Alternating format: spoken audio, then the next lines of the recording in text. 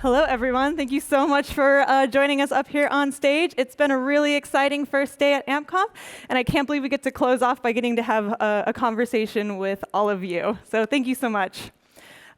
So my first question is, what are the technical steering committee members excited about coming up on AMP's roadmap? One of the most exciting things for me is the introduction of signed exchanges, because it addresses one of the hardest problems around the actual delivery of the page URLs for the sites, so that publishers can actually have URLs that represent their own content and their own brands as part of the delivery of content going through AMP. Yeah, so I'd like to add AMP for email. I'm very excited about it, even though it has been out there for a while. It's just now that publishers are getting into it. And it adds such a nice interactivity to emails that we never had before. And because it's a standardized way, it's like other email providers are onboarding to it. So I'm very, very excited to see what publishers are going to do about it. Nobody else is excited about anything else on the roadmap? I would like to echo with emails. I've heard that that's one of the biggest things that happened to email in years, is that we have dynamic content coming in. What about the governance model? It's a big shift for AMP. What's going on with that? What's that been like, trying to adapt to this new way of AMP's future? I think it's going pretty well. We've been meeting regularly every 2 weeks or so. We have adopted sort of a model where we want to delegate the actual technical decision-making. The experts on AMP and what makes sense technically haven't changed, so we delegate that using the working group model to the actual technical experts. I think that's the correct model, and we'll continue to do that. As a decision-making body, we've kind of operated on a consensus basis, so that's going pretty well so far as well. So yeah, I think overall it's going pretty well, and hopefully it'll continue. Thank you. Maybe I'm gonna add a bit of perspective, because from our Google's perspective, obviously there was a big shift, because suddenly there's all these other people who get to make decisions, and I've just personally really appreciate how this is actually going. So we have these meetings, and I think people are always really prepared, and they do provide more perspective and different viewports that is super valuable, and actually makes decisions better than we would have been ourselves. So right. I think it really adds like very true value for me personally, which is really nice.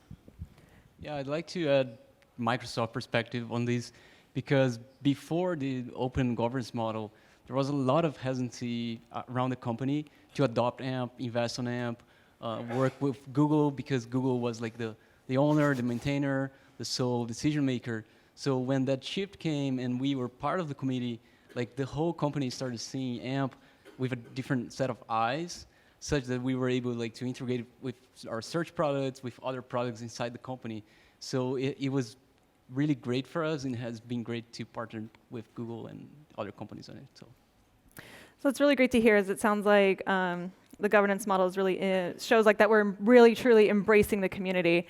And that leads me into this next question: is the opening the governance is a really great first step in the correct direction, but it seems like the project is still formally owned by Google. Can my fellow Googlers raise their hands on the tail? Yeah, so there's a couple of us still here. So has there been any discussions on what the next step is going to be like? Yeah, let me get into that, give some background. So you just saw 3 hands going up. So it's definitely the case that, as Chris mentioned, we make decisions as a group, and we try to find consensus. And so far, that's also every single decision has been done in consensus.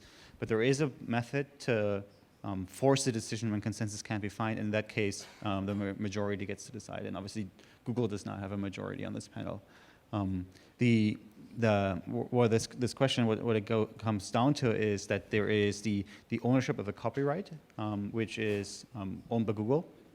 And if you make a contribution to AMP as a pull request, you have to sign a so-called contributor license agreement, where you assign your own copyright over to the project, which is incredibly annoying, but really important, because it sets up like intellectual property to be easily understood and very straightforward, so that all of you who use AMP can be sure that that it's in good working order and that you can actually use under the license that it's published.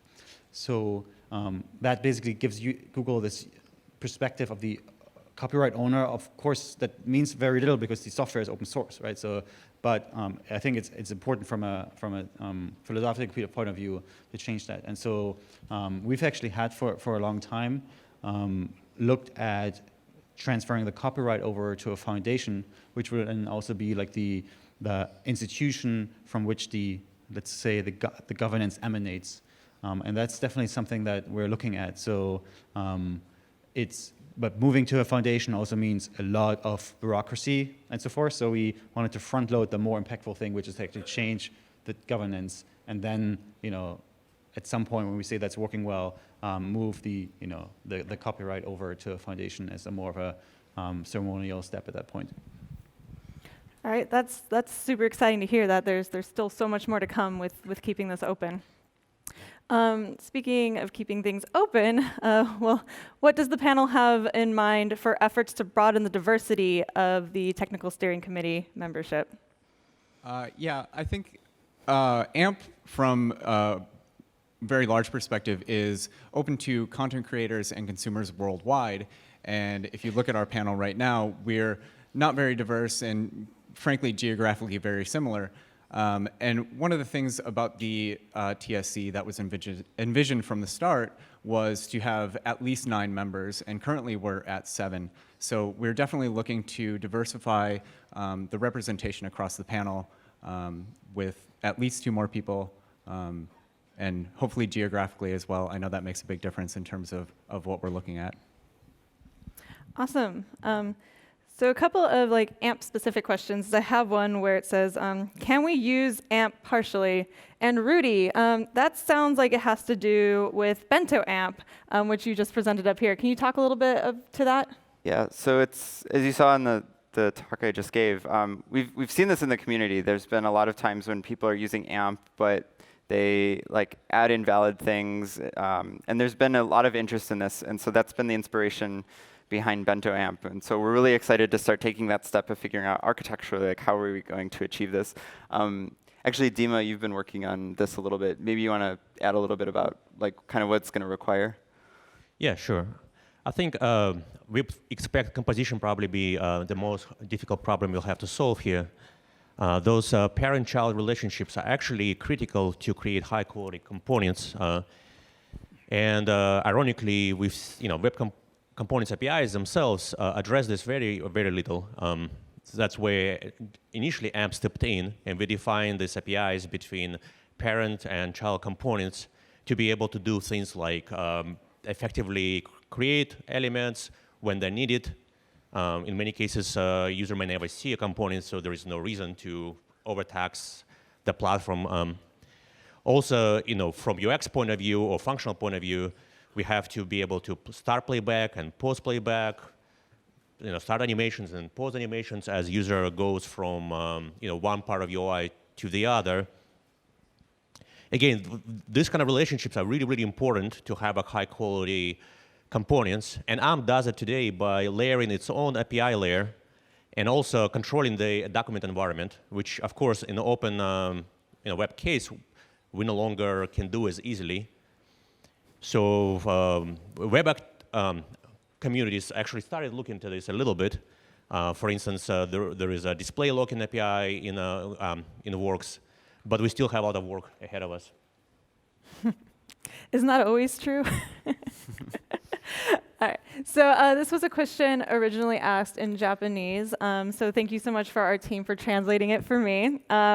So we've talked a lot about publishing and media, but there are so many advertisers here working with AMP and in the audience today. What are the things that the Technical Steering Committee is thinking about to do in the future to satisfy these advertisers? And is there any representatives of, here today for the advertiser side, or any plans to include them as well? Yeah, so I think, I talked about AMP HTML ads. We're super excited about that. That's basically our vision in terms of the ad space. We want to basically remake that space by thinking about how we can go at it from a user-first and secure approach from the get-go. There's also a number of things that we've done in terms of just monetization inside of AMP pages. So just running regular display ads inside of AMP pages. There's been a lot of advancements there over the years as well. So yeah, I'd be interested to hear if there's like more specific feedback around things that we could be doing there. But yeah, I think in terms of AMP HTML ads, we're really excited about that. In tomorrow's talk, you're going to hear more about some of the case studies and the stuff that's been happening in that space, which I think has been really great. On the representation point, I think it is pretty valid to call out that our advisory committee, for example, could have more representation of the many different constituencies within the ad space. I think what's interesting about ads is like that's its own whole ecosystem. And so there's a lot of complexity there. There'd be a lot of like different viewpoints to accommodate. And I think that's one of the things that we could look at doing better is figuring out like how do we bring that into the AC while still balancing that we want the AC to sort of be a reasonable size. You could go through the same thought experiment, I think, for email as well. But we do have some publishers in the AC who are pretty advertising and monetization minded, so we at least have the viewpoint coming from that side. And the AC is the advisory committee? That's correct, yeah. Yeah, I wanted to add one point, which is that there is an AMP ads working group, obviously. Right.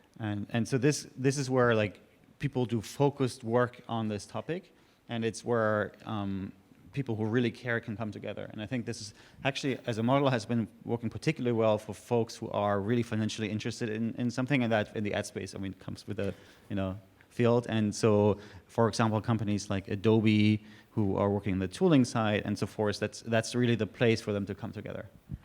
Yeah, so maybe better to actually go to the ads working group. So you can check more about that at the governance, and you can find out like there's a specific person who's leading that group, and you can go to them and discuss more with them.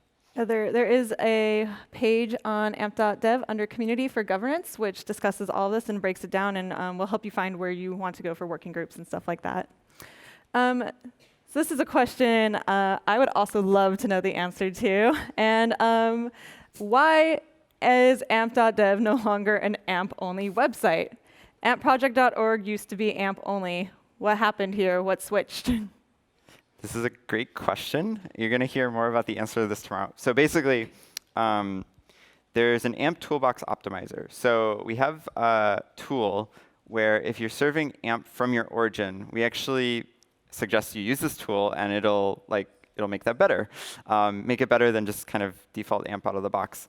However, right now, when it applies all these optimizations, it causes the page to be invalid. And so because of that, basically adopting that, which we suggest, puts you into a state where you basically have to use the paired AMP model. And so one of the things that we're going to be working on in the coming months is to support the optimized version being considered valid as well. And so once that happens, then we'll be able to actually have AMP.dev work the same way that you were used to seeing AMPproject.org work, which is that you just go there, and I don't know if you all like have the extension installed, but you see the green light up, and it shows that it's valid. Thank you so much for such a great answer. Next one is in this asker's opinion, the vast majority of webmasters can't implement signed exchange. They wouldn't use Cloudflare either. So how do you think you can make signed exchange more available? This is a great question. I mentioned earlier that signed exchange is confronting a rather challenging problem of presenting the original URL rather than the URL for the AMP cache, or specifically the domain. We're still in the very early stages of signed exchanges, and we're looking at following some of Cloudflare's example on their implementation in the sense that they've made it extremely easy to implement signed exchanges for a site. And I don't mean to say that we would expect everyone to be using Cloudflare as the only way to implement signed exchanges, but we still need to be putting out a better, brightly lit path for the implementation of these technologies. At the same time, we are trying to carefully balance the security implications of this rather substantial change to the way that domains get displayed in a web browser, which is disconnected from the actual server that's delivering the content for the page. So we just have to be very careful, and we are interested in making this as easily available as possible without actually introducing risk to users. Yeah, sometimes change and moving things forward has little bumps in the road, and we're working our way through it. A follow-up to that one is currently signed exchange is only supported in Chrome. Is that going to be brought to other browsers, such as iOS Safari? So I'll answer it specifically for iOS Safari. And I mean, obviously, there's no one from Apple here. And if there was, they would say that they don't comment on future product launches. So I think that's just the reality. On the other hand, I think 1 year ago, when we first talked about that we wanted to support signing exchanges, we committed as the AMP team to actually, as much as possible, support other browsers in overcoming that substantial lift in doing the sign exchange implementation. And that is actually work that's already going on. On the other hand, it's also important to recognize that sign exchanges do present a change in the web architecture, and it's really reasonable for browser vendors to like deeply investigate this and not just say like, hey, here's a pull request, can we merge it? And they're like, cool, right? So this is not like we're trying to engage with browser vendors as much as possible, and when I say we, that actually so includes the AMP team, but even more importantly, folks on the Chrome team who work on the standardization side and on the implementation side, and who want to get this done, and then the IETF, which is the standardization organization, who is handling this. Complicated detail, but because it's a networking layer thing, it's not the W3C that usually does web standards. So that's also ongoing. So there's lots of moving parts. We're optimistic about this, but also we have to obviously recognize that it's up to these browser vendors to make the decisions which features they want to ship. Awesome. That was such a great answer. Thank you. So today we unleashed the Kraken of AMP script, and there's been tons of questions rolling in. And one of those is, what's included in the 150 kilobyte limit in AMP script? And do I need to consider the size of any frameworks like React, Preact, or Vue when working with that limit? This question is very near and dear to my heart. This is what we talk about when we talk about performance budgeting a lot in my world, as well as with the Chrome performance dev team. Yes, everything is included. That's the short and easy answer. And very much keep that in mind when you're using something like React, which is actually my go-to. You're talking about 109 kilobytes when uncompressed, which means you have about 41 left for the rest of your application. So definitely put that into perspective and use your tools wisely. See what's available, something else that you could maybe switch out for, something that's maybe a little bit too large. It never hurts to shave off bits here and there. That's all we have to say about AMP script. Thank you so much. So CSS still tends to be hard in AMP. And what do you think is the best way to use CSS? And as the technical steering committee, is there anything you would want to do to make CSS better in AMP development? Yeah, so I talked about this. I'm assuming this question is kind of getting at the 50 kilobyte limit. And so yeah, as I said, we're taking an approach where we want to think about CSS like adapting the threshold. And so it'll be based on the idea of utilization. So in other words, if you have high utilization of the CSS, then you'll be allowed to go above the 50 kilobyte limit. We initially baked this into AMP, and it's been pretty successful at what we set out for it to do, which is really to kind of get people to think carefully about this stuff. We didn't want sort of CSS to be added, and then over time you just forget about it, and you keep adding more, and you keep adding more. And that's basically just like stuff that you're making users download that they're never going to have to use at all. And so that's the approach that we have defined. We've actually had this sort of design laid out for a little while, but I think this is going to be the year where we hopefully make this happen. So I actually have a follow-up question for Dima. With Bento AMP, are we going to be able to use bang important in CSS? Yes. Ooh. That must be very important for some of us to hear. Oh my God, thank you for laughing. So when AMP was first announced to the world, it was built on this notion that the web is not very fast. And AMP is based off of its speed. So of course we want to know, will AMP become faster? And how? And how do we measure this speed? I'll try this one. So will AMP become faster? Yes. How? We have several projects ongoing. In particular, I think we really want to get AMP's JavaScript size down, especially the part that blocks page rendering.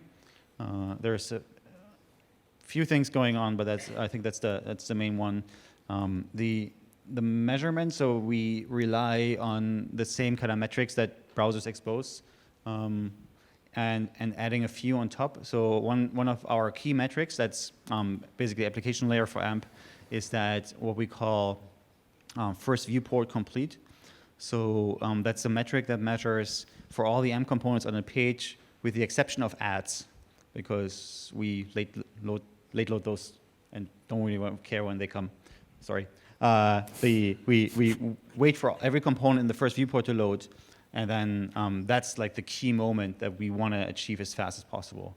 And that's something we measure and track, and has been remarkably stable over the life of AMP. Obviously, AMP has gotten like drastically more complex in the last 3 years, and those numbers have basically stayed flat, but also reflect a little bit that infrastructure is getting better over time, which is obviously really nice to see that overall worldwide the web is like getting a little bit faster, which is amazing. So speaking of speed, what's going to happen to AMP when we reach 5G? So yeah, I'd like to take try to answer this one. I don't think it changes so much, because you're still going to have people with limited access to high-speed bandwidth and limited hardware capacity in some places. So as AMP was built for everybody, I don't think we as a committee see that changing AMP in the near term. So a short answer is nothing changes, but of course this can be changed in the future. But I truly believe AMP's purpose is still going to be there for even with higher speeds. I think this comes back to the last question as well. What happens when we get to 5G is, well, we keep making AMP faster, especially because we have to realize that not everyone has access to 5G. There are many parts of the world that are even just emerging onto 2G at this point. And so we're not single-serving different markets. We're trying to serve everything around the world. And so reaching everybody everywhere is definitely important. As well, there are many other things that we need to consider that come with different networks. Is the latency that provides between them. Is 5G actually faster than a stronger 4G connection? That we'll only know when we actually measure that and see it in the real world. I think I think the other thing is, with AMP we were really going after a really differentiated user experience. So not just fast, but instant. And so there's a lot of stuff around AMP that we've just done in service of that mission of how can we try to get more content across the web to be instant. And so signed exchange, we're really excited about that space because it lets us do this in a way where you still have like the URLs and things like that that are from the publisher. And so, yes, 5G is great, but again, like instant is just like this different quality of experience as well. And so we're always going to be thinking about how to invest in AMP to make sure that that is something that we have being more ubiquitous. I was just going to add that even in places with the most advanced infrastructure, once that 5G is even widespread in availability, there will still be widespread impacts to people's user experience, even walking down the street, to the actual connection quality that they have. And so a slow or lower quality connection is going to be a persistent problem or challenge in the space of wireless connectivity for loading web pages. And I think one final point is that we're bound by the speed of light, and well, I mean, if you calculate how far away from here a server in the United States is, a round trip is about 200 milliseconds, right? We can, wormholes, blah, blah, blah, but like, it will not get faster than this. And so with 200 milliseconds, if you have n round trips, you very quickly get into very large numbers, right? So the same underlying design that minimizes the number of round trips that you need to do meaningful progress, I think it's here to stay, and it's forward compatible. I was earlier joking about going to Mars, but like, we will, and then we'll have the right technology for it. I find it really funny that you say we are bound by the speed of light. And I mean this with all pun intended, that the lightning speed of AMP is quite shocking when you consider that I believe in everybody's lifetime in this room, we all experienced dial-up. So I'm very excited to see what the next couple of years will bring. So let's give a big round of applause for our panelists for giving us such great time and great questions. And I want to thank all of the audience members here for submitting such great questions for everyone. And I'm so sorry if we didn't have time to get to yours in today's panel. You may have another chance tomorrow at the Google panel, so please keep submitting questions to that. A quick reminder, we are going to be back in this room tomorrow at 9 a.m. I know we started at 9:30 today, but there's no registration this time. You're going to come right in. And please stick around, because just across where we were serving food, there's going to be a fantastic party. And our panelists will all be available for you to speak to and maybe get those questions answered. So thank you so much for coming and giving such a wonderful day one of AMP Conf.